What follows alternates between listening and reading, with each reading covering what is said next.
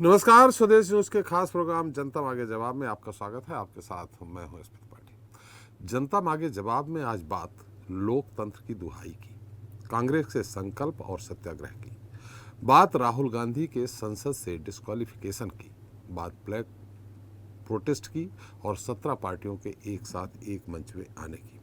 जी हां, राहुल गांधी की संसद से सदस्यता जाने के बाद से ही कांग्रेस कड़ा रुख अख्तियार किए हुए है। पार्टी के राष्ट्रीय अध्यक्ष मल्लिकार्जुन खड़गे एक्शन में है। कांग्रेस ने पहले मोदी सरकार के विरोध में देश भर में सड़कों पर हल्ला बोल प्रदर्शन किया और उसके बाद देश भर में गांधी प्रतिमाओं के सामने संकल्प सत्याग्रह हुआ। राहुल गांधी की संसद से सदस्यता रद्द होने के बाद इस मुद्दे को कांग्रेस हर स्तर पर भुनाने की पूरी कोशिश कर रही है। कांग्रेस के तमाम नेता और उसके समर्थक विपक्षी दल एक सुर में मोदी सरकार पर हमलावर है। बीते 10 दिन से संसद से सड़क तक हंगामा बरपा हुआ है। सोमवार को भी राहुल गांधी की संसदीय जाने और अडानी मामले पर विपक्ष ने ब्लैक प्रोटेस्ट किया। इसमें 17 विपक्षी दल शामिल हुए। सोनिया गांधी भी काले कपड़े पहनकर संसद पहुंची। उधर लोकसभा में विपक्षी सांसदों ने भारी हंगामा किया। हंगामे के दौरान एक सांसद तो लोकसभा स्पीकर ओम बिरला के आसन तक पहुंच गए और काला कपड़ा लहराने लगे। यह देखकर स्पीकर ने सभा की कार्रवाई स्थगित कर दी। इससे पहले रविवार को कांग्रेस अध्यक्ष मल्लिकार्जुन खड़गे ने राजघाट पर राहुल गांधी के संसद से डिस्क्वालिफिकेशन पर पार्टी के नेताओं के साथ सत्याग्रह किया था, जिसमें प्रियंका गांधी और मल्लिकार्जुन खड़गे ने प्रधानमंत्री को जमकर निशाने पर लिया। मल्लिकार्जुन खड़गे ने कहा था कि भाजपा ने मानहानि के केस को तमाशा बना दिया है। ये एक साजिश है जिसके खिलाफ राहुल गांधी लड़ रहे हैं। तो वहीं प्रियंका गांधी ने भी कहा था कि 2 केस मुझ पर भी लगा दो, लेकिन सच ये है कि इस देश का प्रधानमंत्री कायर है। अब कांग्रेस द्वारा लगातार कहा जा रहा है कि देश में लोकतंत्र खतरे में है, तो साथ ही अब राहुल गांधी के मुद्दे को कांग्रेस लोकतंत्र का काला अध्याय बता रही है। इसी मुद्दे पर आज हम जनता मांगे जवाब में चर्चा करेंगे। लोकतंत्र की दुहाई कितनी करेगी भरपाई।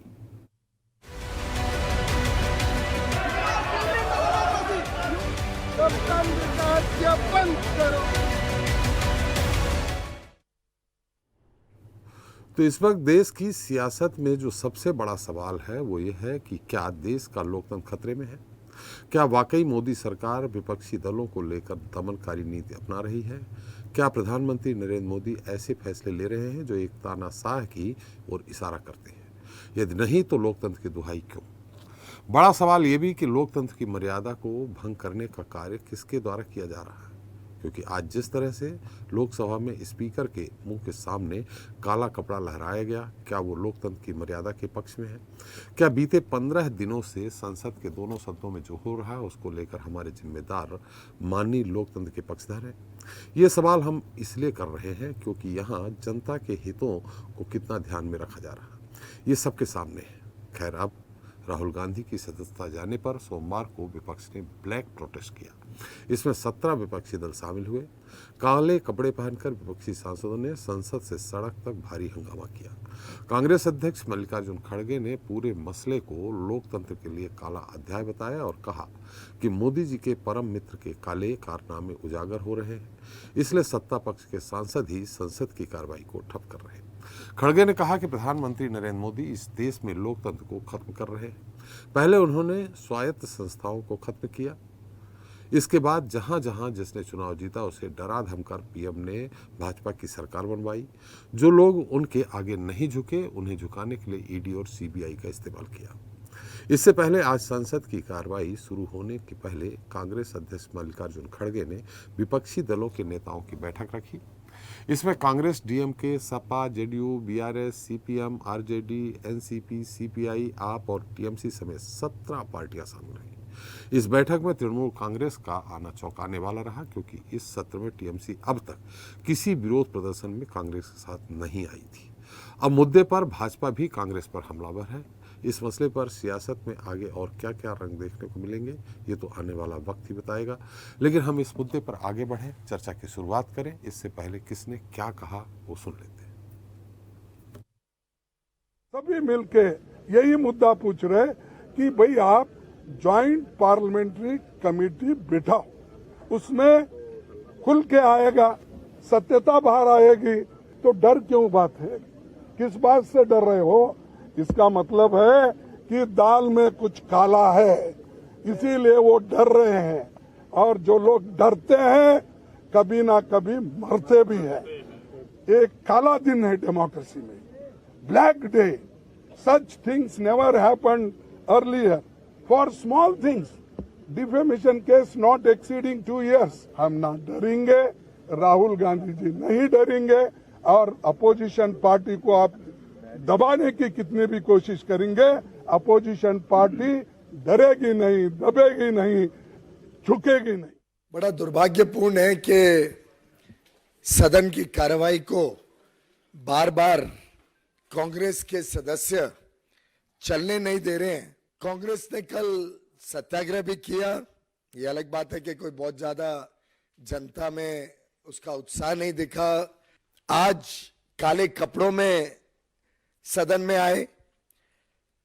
कब तक कांग्रेस पार्टी इतनी छोटे स्तर की राजनीति करती रहेगी? मैं पूछना चाहता हूं, चाहे वो सत्याग्रह हो या काले कपड़े पहन रहे हैं, वो उससे क्या लोकतंत्र के मंदिर को अपमानित करना चाहते हैं?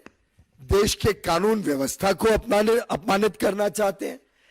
क्या वो काले कपड़े जो पिछड़े समाज, जो ओबीसी के लिए अशब्द कहे गए हैं राहुल जी द्वारा, उसको वो इस मुद्दे पर चर्चा करने के हमारे साथ मौजूद हैं भारतीय जनता पार्टी के प्रवक्ता हैं वीरेंद्र बब्बर साहब हैं, कांग्रेस के नेता संदीप त्रिपाठी जी हैं, टीएमसी समर्थक तौसीफ खान जी हमारे साथ जल्दी जुड़ेंगे, शिवसेना से नेता संजय द्विवेदी जी हैं और स्वदेश न्यूज के managing editor RP Srivastava ji हैं। आप सभी का हमारे इस खास कार्यक्रम में बहुत बहुत स्वागत है। बब्बर साहब, मेरी आवाज़ आ रही? मैं सुन पा रहा हूँ। बब्बर साहब, अब तो राहुल जी सदन के सदस्य रहे नहीं, तो अब तो माफ़ी मांगने का कोई मतलब नहीं रहता है। अब आप किस तरह से माफी मंगवाना चाहते हैं, और ऐसा क्या सत्ता पक्ष आपके पास है, सरकार आपके पास है, ऐसे में सदन चलाने की जिम्मेवारी सरकार की होती है? देखिए, आप बिल्कुल ठीक कह रहे हैं। अब राहुल जी सदन के सदस्य नहीं रहे जी, तो जो माफी वाला विषय वो तो खुद अब संसद तो चल ही रही होगी। जहां भी जब संसद चलेगी इनको आना चाहिए, संसद में बैठना चाहिए। जब राहुल जी संसद सदस्य नहीं रह गए तो कैसे बैठेंगे? नहीं, बाकी की कांग्रेस तो आएगी ना जी। सर। मेरा जो ऐसा तो नहीं है कि राहुल जी के संसद सदस्य ना रहने से कांग्रेस का कोई भी व्यक्ति सदस्य नहीं रहा। जी, कांग्रेस के नेता हैं, लीडर ऑफ विपक्ष हैं, बाकी के नेता हैं, कांग्रेस के अध्यक्ष खड़गे जी भी लोकसभा में बैठते हैं। ये सब लोग हैं ना, आए ना, स्वागत है ना जी। और पहले भी कौन सा भारतीय जनता पार्टी की वजह से संसद की कार्रवाई रुक रही थी? हम तो यही कह रहे थे कि जो देश विरोधी बयान दिया है जिस प्रकार से ब्रिटेन के अंदर जाकर के, वो उसके बारे में उनको माफी मांगनी चाहिए। इसमें क्या गलत कह रहे थे बताइए? जी, बिल्कुल सही कहा ये आप। तो कहना कि मैं गांधी हूं, देखिए क्या होता है, मैं गांधी हूं इसलिए नहीं माफी मांगूंगा, ये तो ठीक नहीं है ना जी। आप गांधी हैं, आप कुछ और हैं, अगर गलत करेंगे, कानून के खिलाफ जाएंगे, कोई भी हो, इस देश के अंदर लोकतंत्र है, देश के अंदर कानून की एक व्यवस्था है, उस कानून के अपने नियम है, अपनी धाराएं हैं, उसके अनुसार अगर आपको कहीं कोई गलती होती है तो सर माफी भी मांगनी चाहिए। आपको क्या दिक्कत है? बड़े आदमियों से भी गलती हो जाती है, हम मानते हैं राहुल जी बड़े आदमी, परंतु अगर बड़े आदमी से गलती हो जाए तो माफी मांग के कोई छोटा थोड़ी हो जाएगा।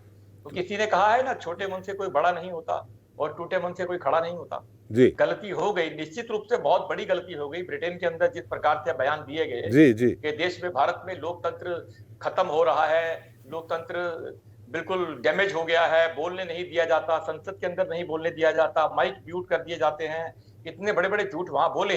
चलिए यहाँ तक भी जायज था, परंतु इसके बाद ब्रिटेन को और अमेरिका को ये आमंत्रण देना कहां तक उचित कहा जा सकता है कि आप चुप क्यों बैठे हैं, आप दखल क्यों नहीं देते? तो ये तो सीधा सीधा विदेशी शक्तियों को एक निमंत्रण है कि आइए हमारे देश के अंदर इंटरफेरेंस कीजिए। तो इसके लिए अगर उनको देश के लोकसभा के सबसे बड़ा जो हमारे देश का लोकतंत्र जो मंदिर कहा जाता है, अगर वहां उनसे ये कहा जाता है कि आपको इसके लिए माफी मांगनी चाहिए, तो क्या गलत है? चलिए, इसके पहले भी हमारी बात हुई थी, आपने कहा आपके नॉलेज में ये नहीं है, जो प्रधानमंत्री जी ने बाहर कहा था कि 2014 के पहले जो वहाँ पैदा होते थे तो उनको लगता था हम भारत देश में पैदा क्यों हो गए। ये क्या भारत देश की महानता बताई गई थी वहाँ? मुझे आपने उस समय भी कहा था कि आप वीडियो सुनाएंगे, मेरी जानकारी में है, परंतु अगर आप वो वीडियो खुद सुन लेंगे तो अच्छा हो जाएगा। नहीं तो मैं बताता हूँ कि क्या कहा था मोदी जी ने। देश के प्रधानमंत्री ने यह कहा था कि 2014 से पहले जो लोग भारत में पैदा होते थे वो सोचते थे हम कहाँ पैदा हुए, हम क्यों पैदा हुए, इतने देश को आजाद हुए कितना समय हो गया जी। और उसके बाद भी हमारा देश जो है पिछड़ा हुआ माना जाता है। जी। देश को विकसित करवाना चाहिए था। 2014 के बाद जो परिस्थितियां बदल रही हैं, जिस प्रकार से देश आगे बढ़ रहा है, आज गर्व से छाती ठोक करके लोग कहते हैं कि हाँ, हम भारत के अंदर हमने जन्म लिया है। जी। तो उस समय भी जब उन्होंने कहा, एक एग्जाम्पल सेट किया था, वे हमारे देश को पहले सपेरों का देश कहा जाता था, तो ये सपेरों का देश, ये नाम किसने दिलवाया था? तो किन लोगों की जिम्मेदारी बनती थी देश को आगे बढ़ाने की? आजादी के बाद जिन लोगों ने इस देश पे राज किया, जिन राजनीतिक पार्टियों ने इस देश के ऊपर राज किया, उनकी जिम्मेदारी बनती थी। आज भी वही देश है, वही एसेट्स है, वही पॉपुलेशन है, वही सब कुछ चल रहा है, परंतु देश आगे बढ़ रहा है। आज किस प्रकार से दुनिया के अंदर भारत को और भारत के नेतृत्व को एक्सेप्टेबल किया गया है, स्वीकार किया गया है, जिस प्रकार से आप देख रहे हैं, आज से पहले तो ऐसा कभी देखने को नहीं मिला था। इसमें 13 दिन 13 महीने और 4.5 साल की अटल बिहारी जी की भी सरकार थी। 13 दिन 13 महीने और 4.5 साल की। उसके अंदर आपको यह जरूर ध्यान रखना होगा कि वो 4.5 साल की जो सरकार थी, वो भी मिलीजुली सरकार थी, और 13 दिन की सरकार थी। उस समय तक आपने जो है अपना बहुमत साबित नहीं किया था। तो ऐसी परिस्थितियों में आप बहुत महत्वपूर्ण निर्णय नहीं ले सकते। जब आप महत्वपूर्ण निर्णय लेने की स्टेज पे आते हैं तो आपको सभी राजनीतिक दलों का समर्थन चाहिए होता है, चाहे वो लोकसभा हो, चाहे वो राज्यसभा हो। आज भारतीय जनता पार्टी अगर इन सब निर्णयों को लेने में सामर्थ है, तो इसलिए कि निर्णय अपने अनुकूल, देश के अनुकूल, देश की तरक्की के लिए इसलिए लिखे जा सकते हैं, इसीलिए लिए जा सकते हैं कि देश की जनता ने मैंडेट दिया है हमें, देश की जनता ने भारतीय जनता पार्टी में विश्वास किया है। चलिए साहब, बिल्कुल सदन चलनी चाहिए। देखिए, एक दिन की 1 मिनट में कम से कम 2 से 2.5 लाख रुपए खर्च हो जाते हैं सदन के चलाने में, और सदन नहीं चल रही इतने दिनों से, 10 दिन हो गए हैं। तो ऐसे में जेपीसी का गठन अगर कर दिया जाए तो शायद सारे अवरोध खत्म हो जाएंगे। माफी वाला अवरोध तो सत्ता पक्ष ने खुद ही खत्म कर लिया, जेपीसी का गठन कर दें तो अवरोध खत्म हो जाएंगे। तो कम से कम वित्त विधेयक पास हुआ है, उसमें तो चर्चा हो जाती।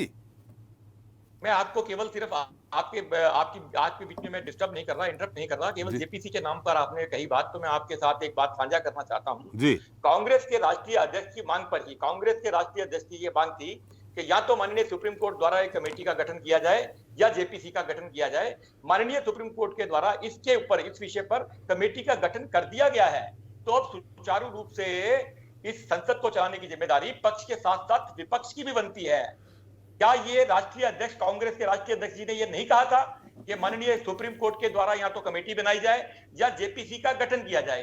ये दोनों उनकी डिमांड थी, दोनों में से कोई भी एक काम करने की बात थी। माननीय सुप्रीम कोर्ट के द्वारा कमेटी का गठन कर दिया गया, तो इसके बाद तो जेपीसी की मांग बेमाने हो जाती है ना। चलिए संदीप जी, आप कहिए कि माननीय सुप्रीम कोर्ट के द्वारा कमेटी की मांग आपकी नहीं थी, या आप कहिए कि माननीय सुप्रीम कोर्ट के द्वारा बनाई गई कमेटी पे आपको विश्वास नहीं है। आप खुद कहते हैं कि कमेटी का गठन कीजिए, आपके कहने पर कमेटी का गठन होता है, उसके बाद आप कहते हैं जेपीसी का गठन कीजिए, कल आप बोलेंगे कुछ और कीजिए। कारण क्या है कि विषय से भटकाना है, संसद को नहीं चलने देना। इसलिए ये नए प्रकार के रोज नए प्रकार के आडंबर रचे जाते हैं, रोज नए प्रकार के हथकंडे अपनाए जाते हैं। मकसद केवल एक है कि संसद ना चले। देखिए, क्या मैं आपको कहना चाहता हूं, जिस प्रकार से अभी हम बात कर रहे थे, लोकसभा की जो बात कर रहे थे, जिस प्रकार से स्पीकर के सामने काले झंडे लहराए गए, जिस प्रकार से संसद के अंदर आपने देखा, पहले भी ऐसे राष्ट्रीय नेता रहे हैं हमारे श्रीमान राहुल गांधी जी, जो संसद के अंदर प्रधानमंत्री जी के कंधे पे हाथ रखते हैं, अपनी सांसदों को आंख मारते हैं, उसके बाद कहते हैं हिंदुस्तान के अंदर डेमोक्रेसी खत्म हो रही है, लोकतंत्र के अंदर बोलने नहीं दिया जाता। ये सब करने वाले लोग कौन हैं? कंधे में हाथ नहीं रखा था, गले मिले थे। नहीं, बिल्कुल कंधे पे हाथ रखा था, उसके बाद गले मिलने का प्रयास किया था जी। आप उस वीडियो को भी देख लीजिएगा एक बार। जी जी, देखा है। आंख भी मारी थी, आंख भी मारते हुए देख लीजिएगा। और जिनको आंख मारी थी उनको बीजेपी ने अपने साथ ले लिया। नहीं, वो तो सबको मारी थी, कांग्रेस के सभी लोगों को मारी थी जी। तो जो लोग वहां बैठे थे, जिनको अच्छा नहीं लगा कि ये आंख मारना इस प्रकार से, ये आप थोड़ा साइड कर रहे हैं। जिनको मारी थी आंख, उनको आपने ले लिया है, उन्हीं भर को आंख मारी थी। नहीं, हमारी तरफ से सारे आ जाए, हम कब मना कर रहे हैं? जो भारतीय जनता पार्टी देश को विकास करने के लिए, जो लोग भारतीय जनता पार्टी की विचारधारा का समर्थन करना चाहते हैं, उनका स्वागत है, क्या दिक्कत है? चलिए, जिनको आंख मारी थी उनको इतना बुरा लगा कि उन्होंने पार्टी छोड़ दी, काम बीजेपी में आ गए। आप कहते हैं कि जिनको आंख मारी थी, केवल एक व्यक्ति को, 2 व्यक्ति को, 10 व्यक्ति को आंख मारी थी क्या? चलिए, संदीप जी इसका उत्तर देंगे। संदीप जी, संसद नहीं चलने दे रहा विपक्ष, और खुद नहीं चाहता कि संसद नहीं चले। हालांकि मैंने अभी तक इतने सालों में यही सुना कि विपक्ष का मुख्य हथियार संसद होता है, और संसद में जब कोई बात आती है तो उसको गंभीरता से लिया जाता है। तो हमेशा लगता है कि विपक्ष तो हमेशा चाहता है, पर ऐसा पहली बार देखने को मिल रहा है कि विपक्ष नहीं चाहता कि संसद चले। ऐसा बब्बर साहब कह रहे हैं। आज काले कारनामे करने वाले जी। काले कपड़े से डर रहे हैं। जी मतलब जो जिनके कारनामे काले हों जी। वो काले कपड़े से डर रहे हैं, और काले कपड़े पहन के हमारे साथी बैठे हैं। भाई इतनी नफरत है तो बंद करिए काले कपड़े पहनना। दूसरी बात, आप एक बात समझिए, जो इतनी देर अभी प्रवचन चला, इस प्रवचन में 2-3 चीजें निकल कर आई। ये राहुल जी से इनको इतनी नफरत है, इतनी नफरत है, राहुल जी से ही नहीं, हर एक सवाल करने वाले से इन्हें नफरत है। इनका बस चले तो उसको गोली मार दें, उसकी हत्या करा दें। और पहले भी जो है इन्हीं विचारधारा के लोगों ने 2 प्रधानमंत्रियों की हत्या की है। ऐसे ही विचारधारा के लोग वो थे। तो अभी ये कौन से प्रधानमंत्री की हत्या कर दी आप संजय जी? कौन से 2 प्रधानमंत्री? शब्दों पर आपत्ति है राष्ट्रीय चैनल पर बैठ करके इस प्रकार से गलत आरोप लगाना। वही मैं सवाल कर रहा हूँ बब्बर साहब उनसे, कौन से प्रधानमंत्रियों की हत्या कर दी? कौन से प्रधानमंत्री? डिबेट कर रहे हैं आप, अपनी पार्टी का प्रतिनिधित्व कर रहे हैं। मैं इस चैनल के माध्यम से पूछ रहा हूँ, ये विचार आपके हैं? आपकी पार्टी के यही विचार है? करना है तो शास्त्रार्थ करिए। बब्बर साहब मैं सवाल कर रहा हूँ, बब्बर साहब मैं सवाल कर रहा हूँ संजय जी से, संदीप जी से। गब्बर साहब सुन लीजिए। नहीं संदीप जी पहले आप ये बताइए 2 प्रधानमंत्री किसकी हत्या कर दी? जी देखिए, इंदिरा जी की किसी देश में हत्या हुई, राजीव जी की हत्या हुई, वो इन्हीं लोगों ने की। सुन लीजिए, मैंने ये कहा कि ऐसी ही विचारधारा के लोगों ने, मैंने ये नहीं कहा कि इन्हीं लोगों ने की। ऐसी ही विचारधारा का भी अपनी में जो बात अलग है। मैंने तो अगर ये इनको लगता है, मैंने तो कहा ऐसी ही विचारधारा के लोगों। नहीं, आतंकवाद और विचारधारा में बहुत अंतर होता है संदीप जी, आतंकवाद और विचारधारा में बहुत अंतर होता है। मैं आता हूँ। नहीं, ये हम भी इससे एग्री नहीं करेंगे। आतंकवाद और विचारधारा में बहुत बड़ा अंतर होता है। देखिए मैं संदीप त्रिपाठी हूँ, कांग्रेस का बहुत जिम्मेदार व्यक्ति हूँ, ऐसे बात नहीं करता हूँ जी। देखिए, अकाली दल का समर्थन कितने वर्षों तक भारतीय जनता पार्टी के साथ रहा जी, बताने की जरूरत तो नहीं है। उनकी मांग क्या थी? खालिस्तान की, और वो आज भी समर्थन करते हैं। क्या बातें कर रहे हैं सर? ये अकालियों की मांग थी क्या खालिस्तान की? अरे सुनिए ना, अब देखिए काहे भाई संदीप जी, थोड़ा सा विषयांतर हो रहा है। संदीप जी, ये डिबेट अलग जा रही है। आप ये कह सकते हैं कि महात्मा गांधी जी की हत्या विचारधारा के अनुसार हो सकती है, लेकिन इंदिरा जी और राजीव जी की एक कहाँ लिट्टे का, कहाँ आतंकवाद, पूरी तरह से खालिस्तान।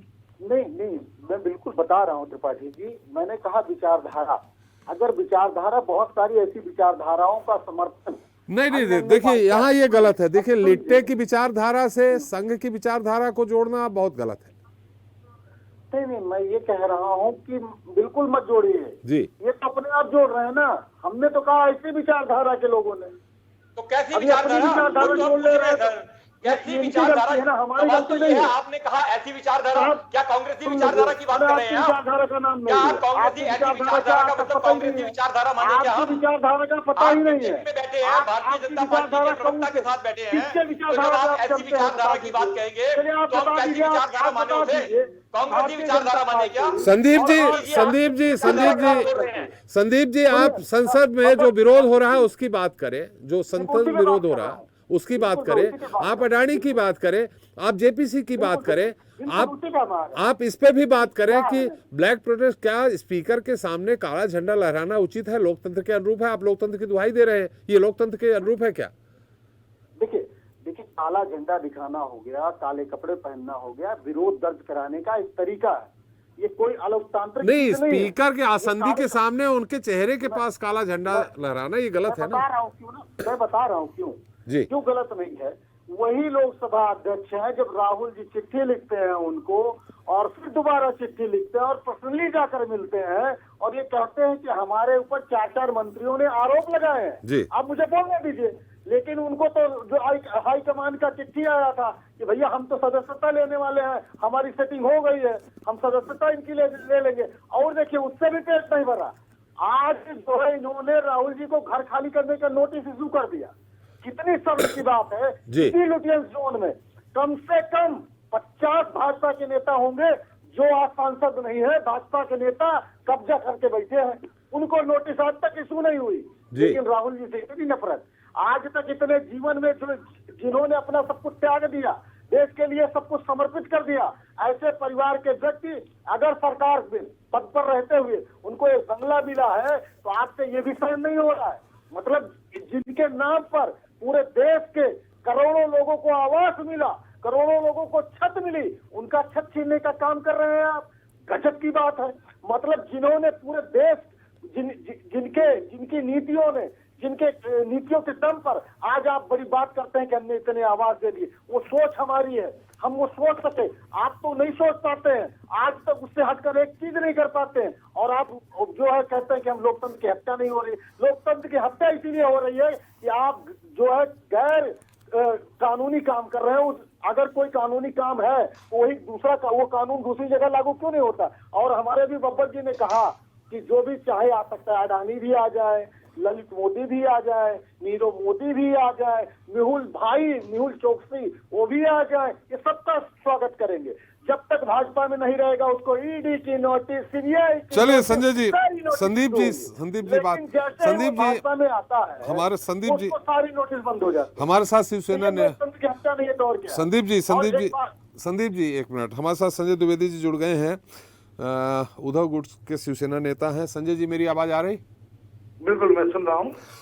संजय जी बाकी तो ठीक है, आगाड़ी आप साथ में हैं, एनसीपी भी है, कांग्रेस भी है, लेकिन एक तरफ जहां आप लोग वीर सावरकर को महान मानते हैं, दूसरी तरफ अगर राहुल जी ये लिख रहे हैं कि मैं वीर सावरकर नहीं राहुल गांधी हूं, माफी नहीं मांगूंगा, ये कितना बड़ा सावरकर जी का अपमान है। फिर भी क्या आप लोग अभी भी कांग्रेस और एनसीपी का साथ देंगे वहां महाराष्ट्र में? मैं आपको एक एक बात का जवाब दे रहा हूँ जी, थोड़ा मुझे समय दे दीजिएगा। जी बोलिए। एक एक बात का जवाब दूंगा। पहले तो मैं जवाब दे रहा हूँ आपको। राहुल गांधी सांसद कही, बंगला खाली कराने की बात हुई, मैं इससे आपको जवाब दे रहा हूँ बहुत कम शब्दों में। जी देखिए सर, कर्नाटक में एक सभा हुई, वहां राहुल गांधी जी ने एक शब्द इस्तेमाल किया और उसकी कर्नाटक से लेके गुजरात के सूरत तक में FIR हो गई, वो भी बीजेपी के नेता ने कराई। जी, जब ये कोर्ट पहुंचे तो जो वहां पहले जज था उसने उनकी बात नहीं सुनी, वो इनके पक्ष में, हमारे पक्ष में फैसला देने वाला था। जी, ये चले गए हाई कोर्ट तक। इधर 1 महीने से आप देख रहे होंगे, देखिए रियलिटी बताऊंगा आपको। जी मालूम है हमें। 1 महीने से आप देख रहे होंगे कि राहुल गांधी की सदस्यता खत्म हो जाएगी, ये खत्म हो जाएगी, वो। अब क्रोनोलॉजी समझिए सर, आप क्रोनोलॉजी समझिए।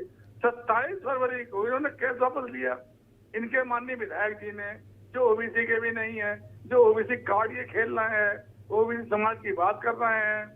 मोदी ये संजय द्विवेदी है जी, मैं अगर भ्रष्टाचारी हूँ तो लोग कहेंगे संजय द्विवेदी भ्रष्टाचारी, संजय द्विवेदी भ्रष्टाचारी है।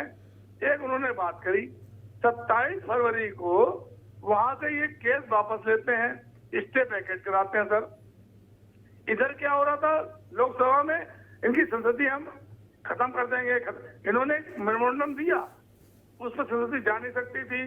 तब हमारे माननीय चाणक्य, माननीय मोदी, माननीय अमित शाह जी ने सोचा कि अब इनकी सत्ता कैसे जाए।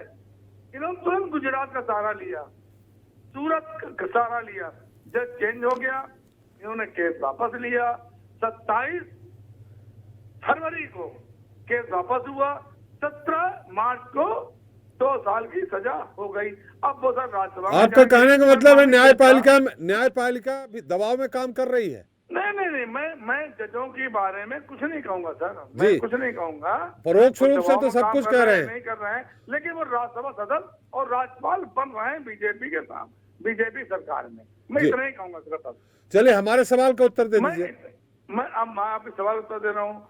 आपने जो कहा वीर सावरकर की हम लोग इज्जत करते हैं, मैं माननीय राहुल गांधी से एक बात कहूंगा कि ठीक है आप बड़े नेता हैं, आपकी सदस्य चली गई, बंगला चला गया, कोई बात नहीं जी, लेकिन जिन्होंने हमारे उस समय काम किया, अंग्रेजी शासन, जो ईस्ट इंडिया कंपनी आज है, उस समय भी थी ईस्ट इंडिया कंपनी, आज तो नंबर 2 है ईस्ट इंडिया कंपनी, तानाशाही चल रही है, उस समय भी थी।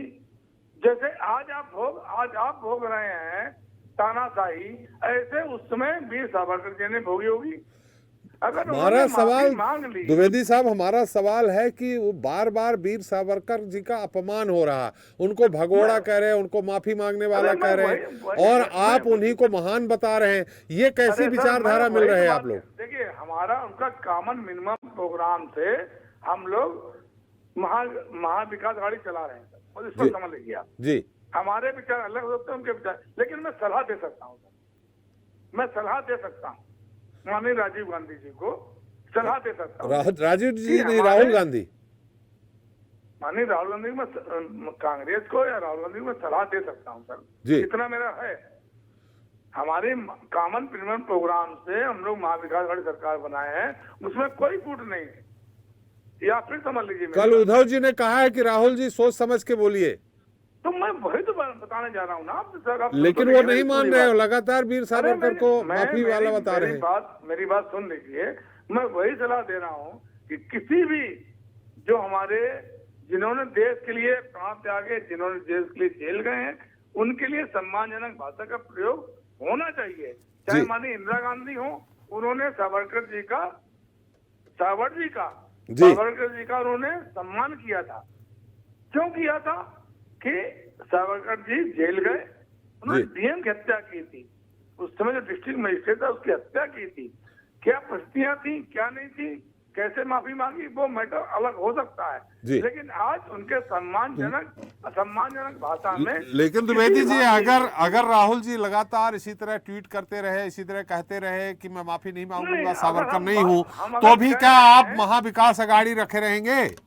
अरे क्यों आप बार बार ये क्वेश्चन पूछते हो, मांग रखेंगे नहीं रखेंगे? अरे मांग हम रखेंगे, चुनाव लड़ेंगे, बीजेपी को मार देंगे। चलिए। बीजेपी 7 सीटें नहीं आएंगी। लेकिन एक तरफ सावरकर जी, एक तरफ सरकार आपके सिद्धांत।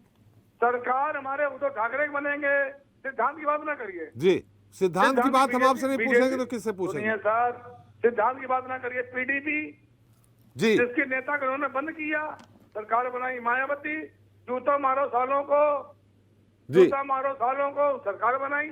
मैं डीएनए टेस्ट करा लो, डीएनए टेस्ट बिहार में डीएनए टेस्ट करा लो, सरकार बनाई।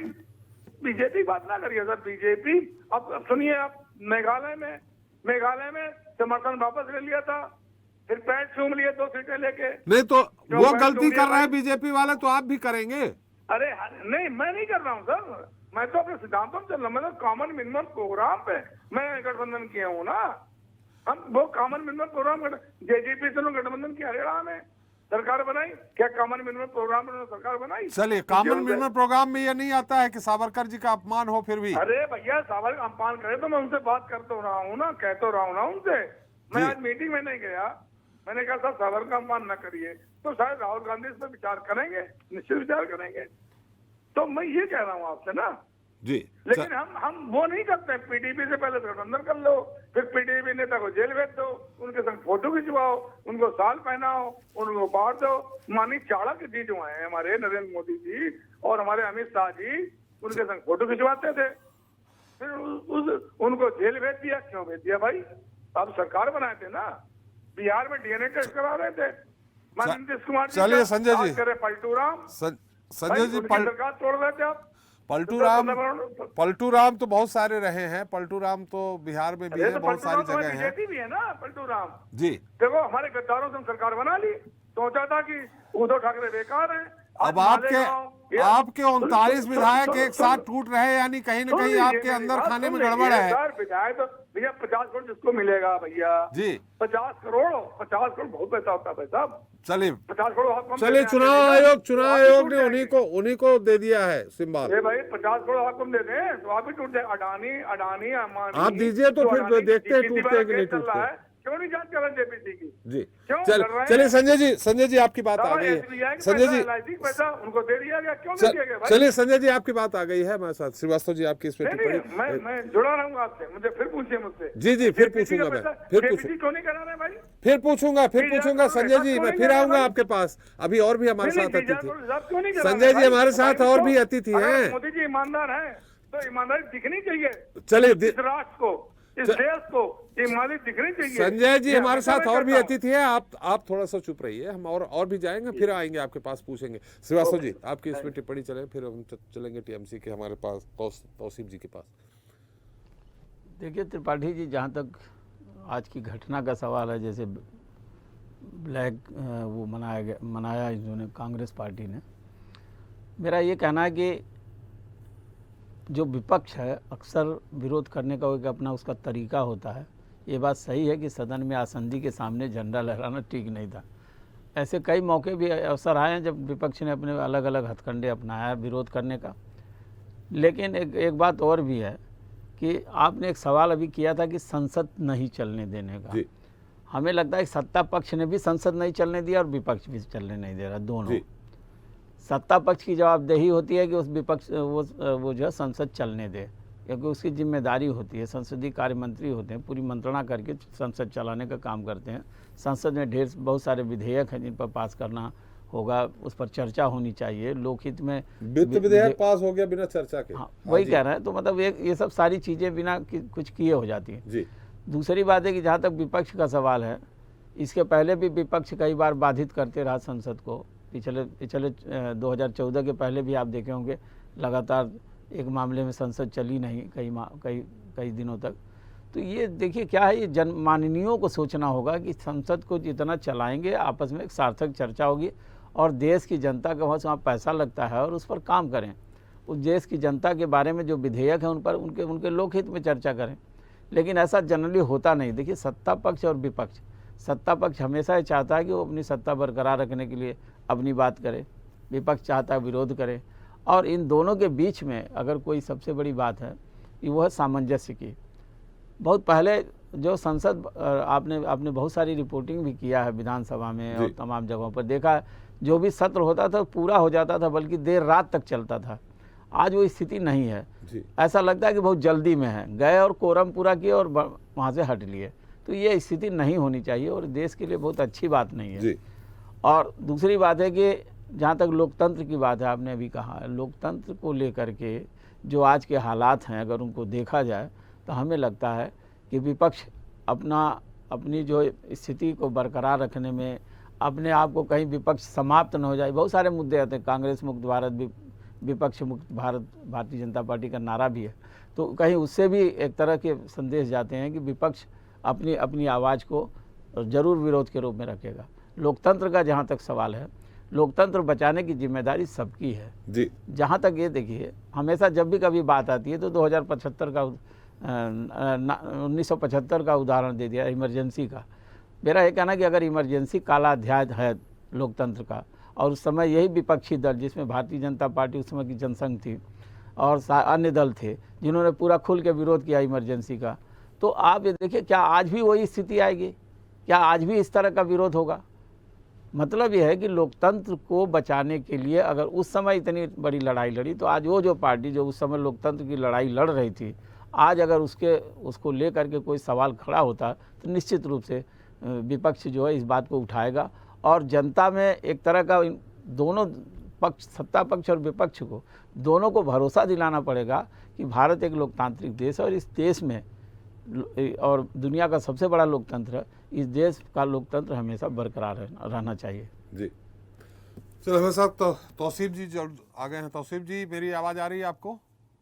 जी हाँ, मैं आपको सुन पा रहा हूं। टीएमसी समर्थक तौसीफ जी, देर आए दुरुस्त आए कहना चाहिए। इसके पहले ममता जी ने ही कहा था कि माइनस कांग्रेस विपक्ष एक होगा, लेकिन आज टीएमसी भी साथ में आ गई राहुल जी की सदस्यता को लेके।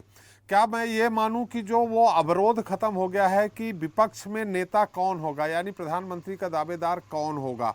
तो उसमें नाम कई लोगों के आते हैं, लेकिन ममता बनर्जी जी का सबसे स्ट्रांग के रूप में आता था।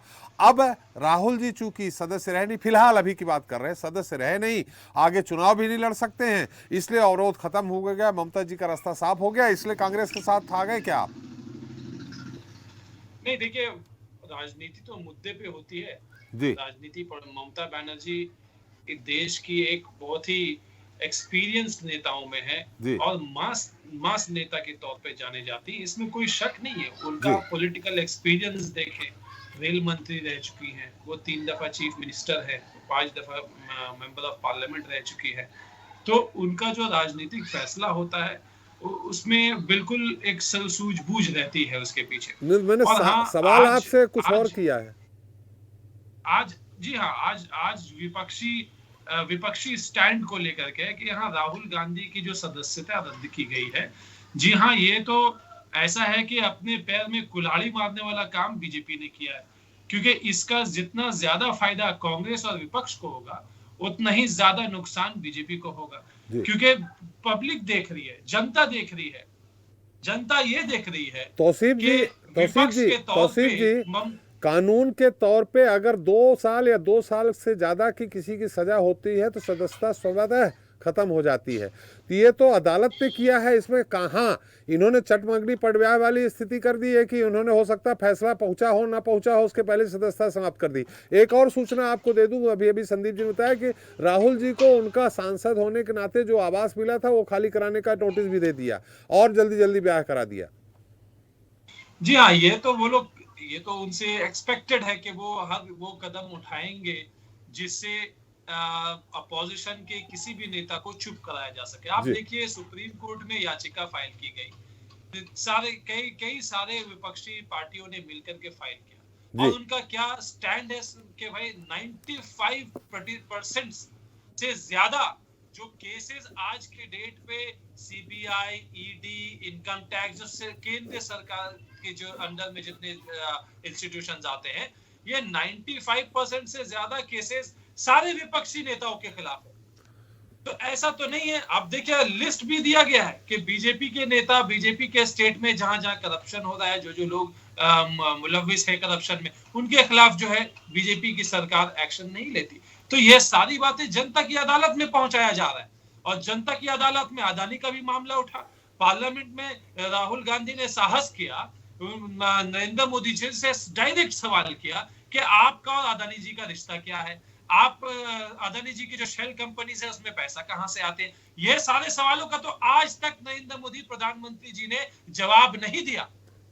क्या उन्हें सुप्रीम कोर्ट की कमेटी जांच कर रही है ना, सुप्रीम कोर्ट की कमेटी जांच कर रही, जांच करके आ जाएगा तो उत्तर आ जाएगा। बिल्कुल, जांच, अगर हर मामला जांच पे ही छोड़ दिया जाए तो प्रधानमंत्री जी का पद ही क्यों रहे। भाई, प्रधानमंत्री जी, देश की जनता एक प्रधानमंत्री के सामने एक नजर उठा के देखती है कि प्रधानमंत्री जी क्या कहते हैं इस मामले में। और खास तौर पे अगर कोई नेता ये कहता है कि मैं सबसे क्लीन हूं, मैं साफ सुथरा हूं, मैं ना पैसा खाता हूं ना खाने देता हूं, और उनके ऊपर बाजाब्ता इल्जाम लगता है सबूतों के साथ, मटेरियल्स के साथ, सिर्फ देश की ये नेता विपक्षी नेताओं का मामला नहीं है, वरना तो बोले कि देश के विपक्षी नेता है हमारे खिलाफ, हमें अटैक कर रहे। भाई, हिंडनबर्ग रिपोर्ट है और शेल कंपनीज है बाहर में। हिंडनबर्ग रिपोर्ट कोई अथराइज रिपोर्ट है क्या? तो सिर्फ हिंडनबर्ग की रिपोर्ट कोई अथराइज रिपोर्ट है क्या? सरकार तो ऑथराइज उसको नहीं करेगी। ऑथराइज कौन करेगा? एक कंपनी जिसका ये काम है, प्राइवेट सर्वे कंपनी है, एक प्राइवेट सर्वे कंपनी है। जी हाँ, प्रोफेशनल कंपनी है। और इस रिपोर्ट के आने के बाद देखिए वो 2 नंबर से कहां लुढ़क करके चले गए, उनके शेयर का देखिए कि कहां से कहां पहुंच गए। और अगर हिंडनबर्ग रिपोर्ट वाकई में कुछ नहीं होता तो उन्हें इतना लंबा चौड़ा अदानी को अपना क्लैरिफिकेशन देने की क्या जरूरत थी? लंबा चौड़ा क्लैरिफिकेशन उन्होंने दिया। अब सवाल ये उठता है कि देखिए मुद्दा तो है, अब प्रधानमंत्री चाहे तो सामने से आकर के उस सवाल का जवाब दे। मुद्दा तो ये है तौसीफ जी, सवाल का जवाब दे, अब वो राहुल गांधी को ही उठा करके फेंक दे रहे हैं पार्लियामेंट। चलिए तौसीफ जी, मुद्दा तो ये है कि टीएमसी अब कांग्रेस के साथ आ गई है, विपक्ष में एकता दिख रही है। मुद्दा सबसे बड़ा ये है। जी संदीप जी, आप से एक सवाल है, फिर बाबर साहब के पास फिर जाऊंगा। सवाल इस बात का है, बब्बर साहब जी ने जो कहा है भी कि खड़गे जी ने ये कहा था कि या तो जेपीसी की कमेटी बनाई जाए या सुप्रीम कोर्ट की कमेटी बनाई जाए। सुप्रीम कोर्ट की कमेटी बन गई, जांच चल रही है, तो फिर आप संसद में क्यों अड़े हुए हैं कि जेपीसी बनाई जाए? देखिए, उन्होंने ये कहा था कि एक चीफ जो है रिटायर्ड जस्टिस हो उस कमेटी में, और या तो जो है उसमें कोई जस्टिस हो और सुप्रीम कोर्ट की निगरानी में वो काम करे जी। लेकिन जिस तरीके से एक कमेटी बनती है और उसका दायरा सिर्फ और सिर्फ सेबी तक सीमित है, हमारी जांच का जो दायरा है, हम ये चाहते थे कि अडानी और मोदी का रिश्ता क्या है उसकी भी जांच होनी चाहिए, इसकी भी जांच होनी चाहिए कि 20,000 करोड़ रुपए किसके हैं, लेकिन उससे बात नहीं होती है। और अभी 2-3 चीजें बात के बीच में निकल कर आई, वो उस पर भी मैं बात करना चाहूंगा जिस तरीके से ये सरकार, हमारे मोदी जी की काम करने का स्टाइल है और काम करते हैं, और वो कहते हैं कि हम न खाऊंगा न खिलाऊंगा, लेकिन सबको जो है सब मोदी जी को लुटा दूंगा। जिस तरीके से आप देखिए, मोदी जी, आदमी को पैसे से जीवन में क्या चाहिए? मोदी जैसी फकीरी पूरा देश का हर एक व्यक्ति चाहता है। मोदी जी अगर दिन भर में 3 कार्यक्रम करते हैं तो 3 प्रकार के वस्त्र बदलते हैं। 3 कार्यक्रम में 3 प्रकार के ड्रेस। दुनिया की सबसे महंगी सिक्योरिटी है उनके पास। 8,000 करोड़ रुपए के 2 विमान उन्होंने एयर इंडिया बेचकर खरीदे हैं। एयर इंडिया का सौदा हमारे हिसाब से 19,000 करोड़ में लगभग में हुआ है। 1,600 करोड़ का विमान अपने लिए उन्होंने खरीद लिया है। 3,000 करोड़ रुपए बचाकर रखे होंगे आगे के प्रक्रिया के लिए। और नैतिकता इनके देखिए, पीएम केयर फंड जो पहले आरटीआई के दायरे में आता था, जिसमें आज बहुत से गवर्नमेंट एम्प्लॉय के पैसे, सरकारी कंपनी के पैसे, लेकिन उसकी आरटीआई के आतंकवादी को पैसा आप दे रहे हो या किसको दे रहे हो? कम से कम देश को पता तो चलना चाहिए कि अपने चुनाव खर्च में आप खर्च कर रहे हो, कहाँ लगा रहे हो, देश को जानना चाहिए ना। पहले पीएम निधि होती थी, उसका ब्यौरा आप जो है पूरा वेबसाइट पे हुआ करता था। आज ऐसा कुछ नहीं है। आपने ये सब हमारे मोदी जी के कारनामे, अच्छे कारनामे हैं। मोदी जी के अच्छे कारनामे ये है कि मोदी जी कहते हैं कि हम जो है खाएंगे न खिलाएंगे, लेकिन जो है सब कुछ मोदी जी, अडानी जी को लुटा देंगे। ये जो है पहले एयरपोर्ट में वो नियमों में संशोधन करते हैं, 6 के 6 एयरपोर्ट अडानी जी को। मुद्रा एयरपोर्ट के लिए एक रुपए में 1 वर्ग जमीन। वाह भाई वाह, हमें भी चाहिए, हम भी मुद्रा एयरपोर्ट खोल देंगे। देश का हर जवान चाहता है इस तरीके से सस्ती जमीन। आप बताइए, अडानी एक वहां पर गुजरात में घोटाला हुआ था, गैस का घोटाला। उस घोटाले में आज तक क्या हुआ, आज तक पता नहीं चला। ये ऐसे जो है साधु सन्यासी व्यक्ति हैं। तो जो चरित्र है वो बहुत उजला नहीं है। बदलते क्या है कि ये करते क्या है, ये खुद ही सर्टिफिकेट ले लेते हैं। जांच कराने का तो नाम ही मत लीजिए। राफेल में जांच आज तक नहीं हुई। आप आज तक विपक्ष ने कोई मसला उठाया होगा त्रिपाठी जी, आज तक ये जांच ही नहीं कराते हैं। और हमारे राजनाथ सिंह जी कहते हैं सरकार वो नहीं है जो इस्तीफा देती है। हम तो लूटेंगे भी, धक्काड़े से लूटेंगे, डंके की चोट पे लूटेंगे, और विपक्ष वाले चिल्लाते रहेंगे, सदस्यता खा जाएंगे, बंगला भी खाली करा लेंगे और लोकतंत्र की हत्या करेंगे। सदस्यता तो कोर्ट के फैसले से गई है ना संदीप जी, इसमें आप उस पर भी आ जाते हैं। बिल्कुल कोर्ट के फैसले से गई है। हम उसका जो है लीगल सोल्यूशन होगा, हम उसके लिए जाएंगे। लेकिन मोदी जी स्वयं ये चाहते हैं कि मैं तो जा रहा हूँ सनम, मैं तो डूबा हूँ, तुमको भी ले डूबूंगा। मोदी जी तो जान रहे हैं कि मैं तो जाने वाला हूँ 2024 में, लेकिन वो चाहते हैं कि 230 सांसद है जो संसद में, जो आपराधिक मामलों में जो है उनके आपराधिक मामले दर्ज है। बहुत से के ऊपर तो रेप के आरोप दर्ज है, बहुत से हत्या के आरोप दर्ज है। इसी तरह आप तुरंत उनकी जो है कार्रवाई करा दीजिए कोर्ट में, उनकी जो है फास्ट कोर्ट में सुनवाई करवा दीजिए, फास्ट कोर्ट में। देखिए सबकी सदस्यता चली जाती है कि नहीं चली जाती है। ये तो न्यायालय का फास्ट कोर्ट में सुनवाई होना, ये तो सुप्रीम कोर्ट के निर्णय है। सरकार किस लिए नहीं, सरकार करती क्या, यही तो करती है ना। अभी उदाहरण दिया हमारे जो है शिवसेना के साथी ने, किस तरीके से पहली बार देश में हुआ कि जिसने अपील दायर की है वो जाकर हाईकोर्ट में स्टे लेता है, और अडानी का मसला आता है तो स्टे हटा लेता है, और जज बदल के सुनवाई होती है। तो जज जज मोदी जी ने बदल दिया क्या? जज मोदी जी ने बदल दिया? देखिए जज कौन बदलता है, सरकार बदलेगी। गुजरात की सरकार ने बदला। ये तो नहीं कह सकते ना कि नहीं। संदीप जी थोड़ा यहाँ संशोधन मैं चाहूंगा, हो सकता है मैं गलत हूँ। ये हाई कोर्ट के चीफ जस्टिस जजों का ट्रांसफर करते हैं। नहीं, हाई कोर्ट में मसला ही नहीं था सर।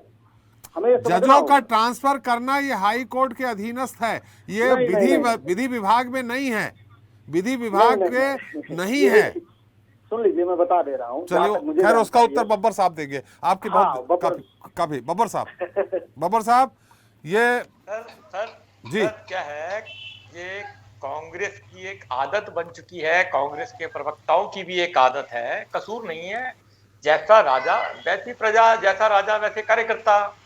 जो कांग्रेस के अध्यक्ष को, राहुल गांधी जी को खुश करने के लिए इन्होंने ऐसी ऐसी बातें आपके चैनल पर बैठ करके कह दी कि इनको खुद नहीं पता कि मैं क्या कह रहा हूं। मैं इनकी एक एक बात का जवाब दूंगा, इनकी नहीं सबकी बातों का जवाब दूंगा। कांग्रेस के प्रवक्ता ने, आप इससे पहले जब बोल रहे थे तो बोला कि 50 से ज्यादा नेताओं ने सरकारी संपत्तियों पर कब्जा कर रखा है।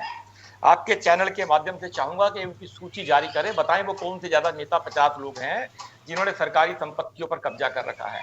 दूसरी बात ये अभी तक इस बात को समझ नहीं पा रहे कि ये संदीप जी बीच में नहीं, संदीप जी मैं आपके पास आऊंगा तो आप सूची दे दीजिएगा।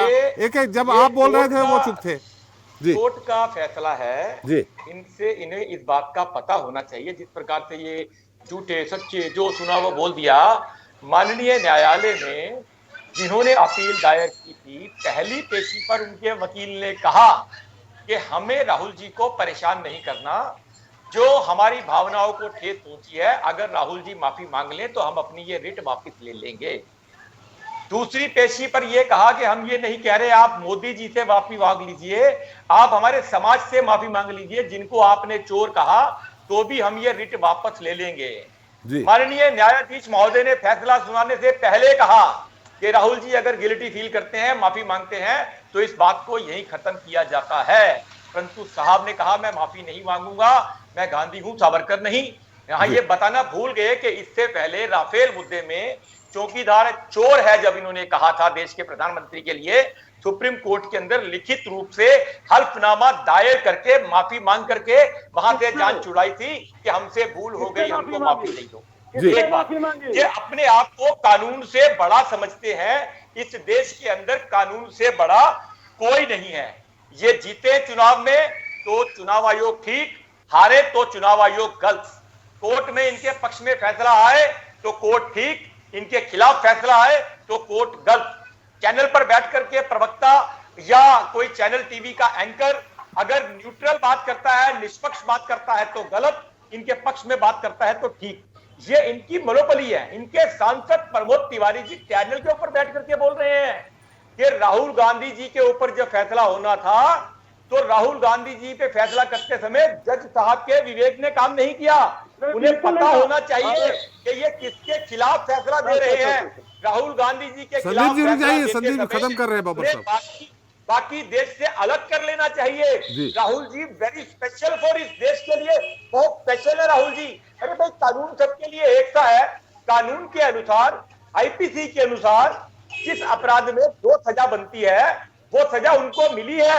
और ऐसा नहीं है कि पहली बार मिली है, पहले भी 32 नेताओं को इस प्रकार की सजा हुई है, जिसमें से 6 लोग भाजपा के थे। लालू यादव जी भी इसके तहत अपनी सदस्यता गवा चुके, जय ललिता जी भी इसके तहत अपनी सदस्यता गवा चुकी। जी संजय जी आ रहा हूँ जी। ये बार बात करते हैं ना, इनको मैं बताना चाहता हूँ कि बैंक को जो पैसे लूट करके भागे हैं ना, जो ये आरोप लगाते हैं, चाहे वो संजय जी एक मिनट, संजय जी बब्बर साहब बात समाप्त करिए अपनी संक्षिप्त में, लेकिन एक मानवता, अरे संजय जी एक मिनट, बब्बर साहब एक मानवता होती है, चटमगनी पट गया है। मैंने उनसे कहा आप हो सकता है फैसले की कॉपी ना पहुंची हो, आपने सदस्यता समाप्त कर दी, इतना तो एक बनता है मानवता के नाते। आपने उनका मकान खाली कराने का नोटिस भी भेज दिया।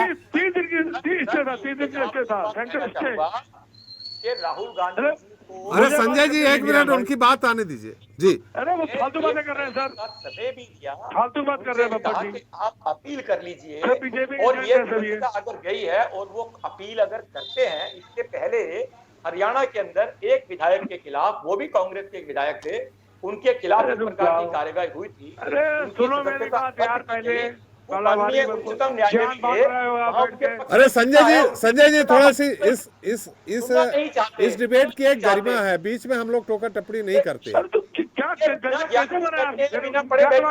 आपको बताना चाहता हूँ, भारतीय जनता पार्टी मोदी जी का विरोध कीजिए, 100 बार कीजिए। भाई मोदी जी का, बीजेपी का विरोध करते करते चलिए बब्बर साहब समय समाप्त हो रहा।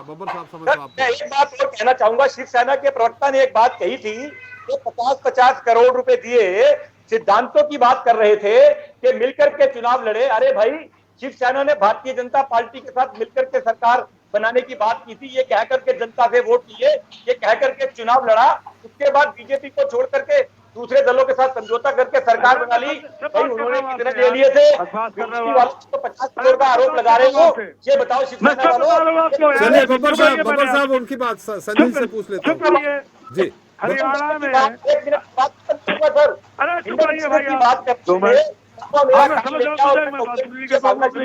चल मोदी जी की सरकार है। चलिए बब्बर साहब बात आ गई आपकी, काफी आ गई। अब समय कम है, इन लोगों को मौका दे दें, इन लोगों को भी। संजय जी से भी बात कर। हाँ बोलिए संजय जी। सर सुनिए, हरियाणा में जेजेपी इनको गरिया रही थी, जेजेपी इनको गरिया रही हरियाणा में, और जेजेपी से उन्होंने समर्थन करके सरकार बना ली। ठीक, आरजेडी जेडीयू चुनाव लड़ी थी, है वहाँ उन्होंने सरकार गिरा के अपनी सरकार बना ली। खैर आप आज उन्होंने आरजेडी सांसदों ने सरकार बना ली। जब इनके विधायक तोड़ रहे चाहिए, जैसे हमारे विधायक 50 करोड़ तोड़े। अब आप आइए मेघालय में सरकार चल रही थी, जिसको उन्होंने समर्थन दिया, उसका भ्रष्टाचारी कहा इन्होंने, और 2 विधायक जीते, इसके बाद सरकार समर्थन दे दिया। वहाँ मोदी जी भी हैं, अमित शाह भी हैं, जेपी। मैं तो आता ये नहीं समझ पाया हूँ कि भ्रष्टाचार की परिभाषा बीजेपी के अंदर क्या है। सुनिए, भारतीय जनता पार्टी के अंदर, बीजेपी के अंदर, जी बीजेपी के अंदर भ्रष्टाचार की परिभाषा क्या है? संजय जी अपनी बात संक्षेप में खत्म करिए, एक बार फिर संदीप त्रिपाठी जी के पास जाऊंगा। मैं कहता हूँ हरियाणा में जेजेपी सरकार बना ली, जेडीयू सरकार बना ली, बिहार में, और मेघालय में जिसको समर्थन वापस दिया था। चलिए ये चीज आप बता चुके हैं, बार बार रिपीट कर रहे हैं आप।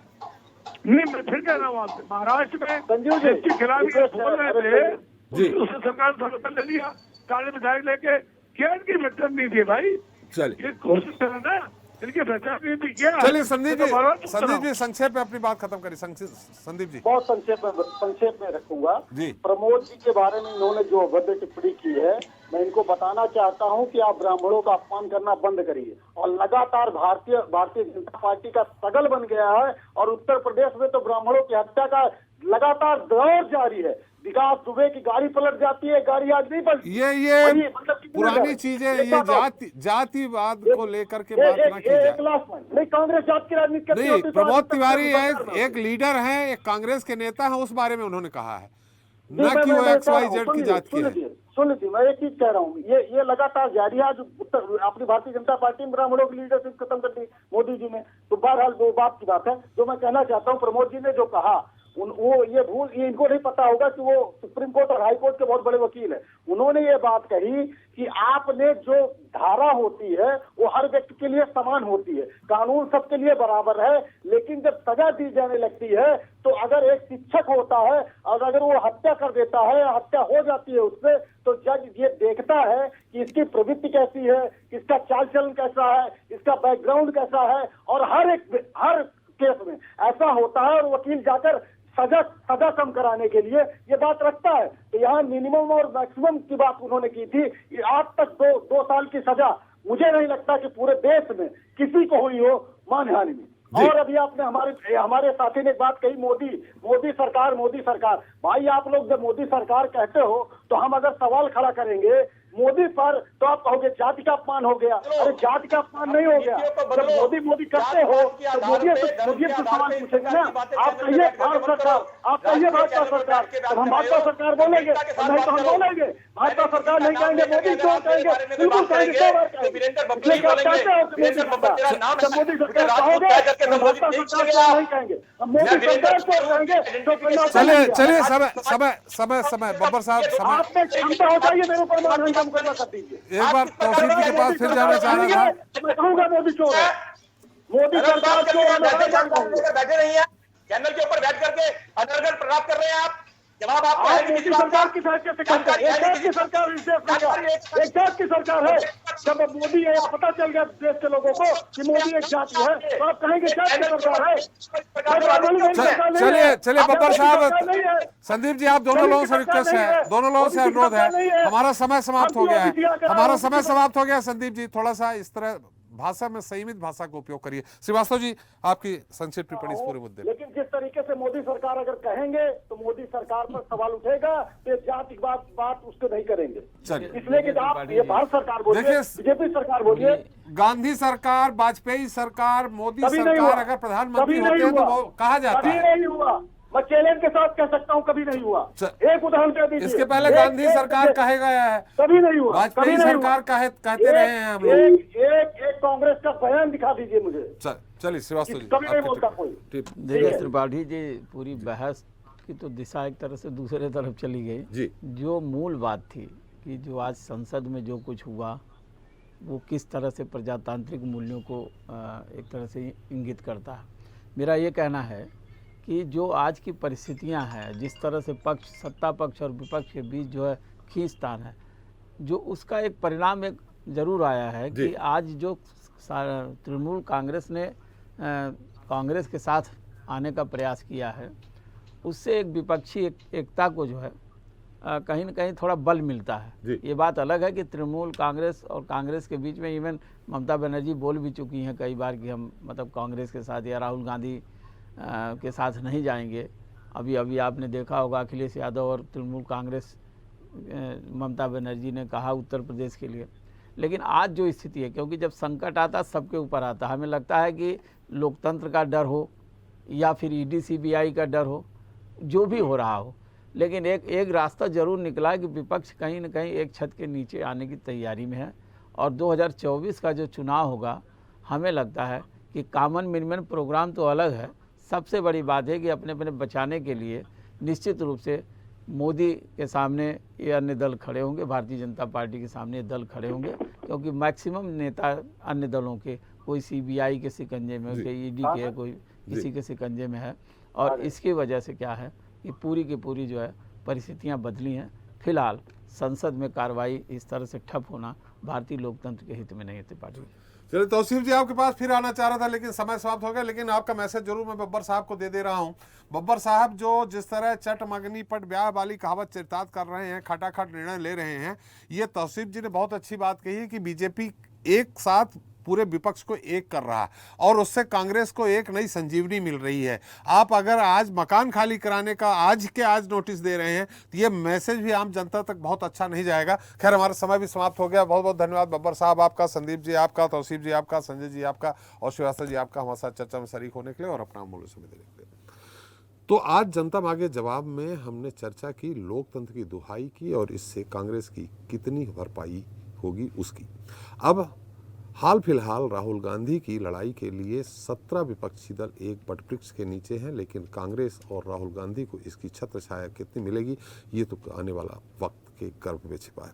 लेकिन मोदी सरकार के खिलाफ राहुल की इस लड़ाई से कांग्रेस और खुद राहुल को मजबूती मिलेगी या फिर वही ढाक के 3 पाद वाली कहावत चरितार्थ होगी, ये देखने वाली बात होगी। जनता मांगे जवाब में इतना ही। नमस्कार।